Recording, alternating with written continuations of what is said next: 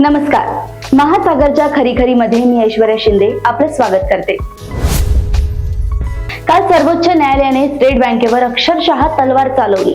सर्वोच्च न्यायालयाचे मुख्य न्यायाधीश धनंजय चंद्रचूड यांनी स्टेट बँकेकडून केस लढवणारे देशाचे नामांकित वकील हरीश साळवे यांची अक्षरशः त्रेधा तिरपीट उडवली. चंद्रचूड साहेबांनी आणि त्यांच्यासोबत असलेल्या न्यायाधीशांनी जे प्रश्न विचारले त्याची थातूर मातूर उत्तरे हरीश साळवे यांनी दिली. परंतु या उत्तरावर क्रोधित झालेले हे न्यायपीठ खोटा युक्तिवाद ऐकायचाच नाही यावर ठाम होते. आम्हाला 4 महिन्यांचा अवधी पाहिजे ही स्टेट बँकेची मागणी होती. त्यावर तुम्हाला आम्ही दिलेल्या 6 मार्चच्या 1 दिवस आधी आमच्याकडे अर्ज करण्याची गरज काय, हा रोखठोक प्रश्न या घटनापीठाने विचारला. निवडणूक रोखे देणाऱ्या कंपनीचे नाव आणि संबंधित रोखा ज्या पक्षाने पारित करून घेतलाय त्याचे नाव या दोघांचा ताळमेळ बसवायला वेळ पाहिजे असे साळवे म्हणाले. यावर घटनापीठाने सरळ सांगितले, आम्ही फक्त नावे विचारली आहे. घेणाऱ्यांच्या नावांची आणि रोखे वठविणाऱ्यांच्या नावाची यादी हवी आहे. ती आपण का दिली नाही त्याचेही उत्तर वकील साळवे यांच्याकडे नव्हते. साळवे यांचा सावळा गोंधळ तर एका प्रश्नावर मूकच झाला. तो प्रश्न होता, आम्ही 15 फेब्रुवारीला निकाल दिला, आज 11 मार्च आहे, या 26 दिवसात तुम्ही काय केले ते सांगा. यावर साळवे यांची बोलतीच बंद झाली. भारतातील सर्वात मोठी बँक स्टेट बँकेला सर्वोच्च न्यायालयाच्या घटनापीठाच्या तलवारीने अक्षरशः कापून काढले. बँकेला कापून काढले म्हणजे या बँकेच्या ढोंगी उत्तरांना कापून काढले. स्टेट बँकेचे वकील म्हणतात, आमच्याकडे एका लिफाफ्यात या 2 बाबींचे विवरण तयार आहे. मग हे सीलबंद लिफाफे उघडण्यास किती वेळ लागेल असा सवाल करत न्यायालयाने आदेश दिला. आज म्हणजे 12 मार्च रोजी सायंकाळी 5 वाजेपर्यंत हे सर्व विवरण स्टेट बँकेने निवडणूक आयोगाला द्यावे आणि निवडणूक आयोगाने 15 तारखेपर्यंत आपल्या वेबसाईटवर ते अपलोड करावे. यापुढे कोणताही किंतु परंतु करू नये. जर हे काम झाले नाही तर आम्ही स्टेट बँकेचे अध्यक्ष दिनेश कुमार खारा आणि कार्यकारी संचालकांवर दाखल केलेली अवमान याचिका स्वीकृत करू. स्टेट बँकेच्या व्यवहारामुळे या बँकेची आणि बँकेवरील सर्वोच्च व्यक्तीची कशी दिनवाणी अवस्था झाली, तसेच त्यांना किती खोटेपणा करावा लागत आहे हे जनतेला दिसून आले. यावेळी आम्हाला एकेकाळचे स्टेट बँकेचे अध्यक्ष RK तलवार यांची आठवण आली.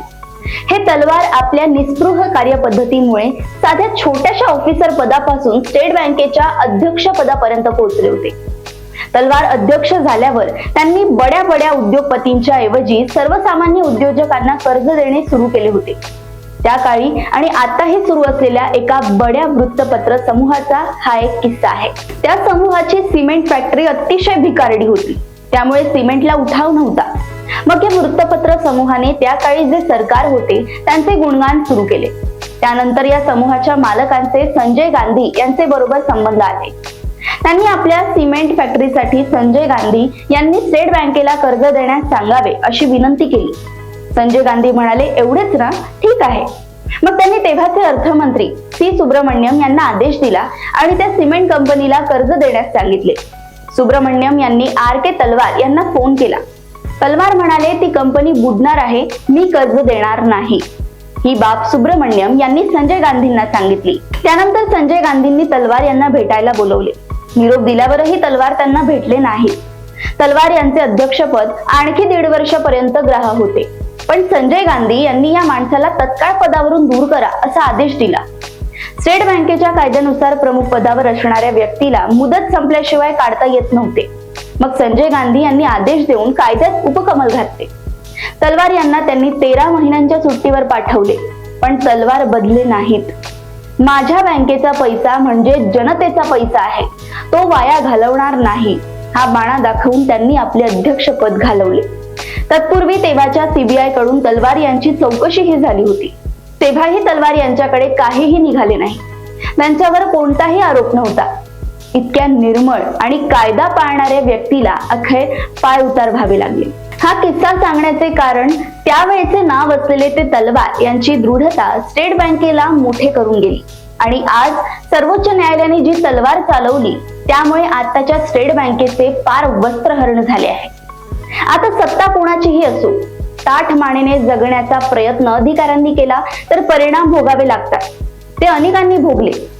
राजीनामे घ्यायचीच झाली तर रिझर्व्ह बँकेचे गव्हर्नर उर्जित पटेल आणि काल परवा राजीनामा दिलेले निवडणूक आयुक्त अरुण गोयल यांची नावे घ्यावी लागतील.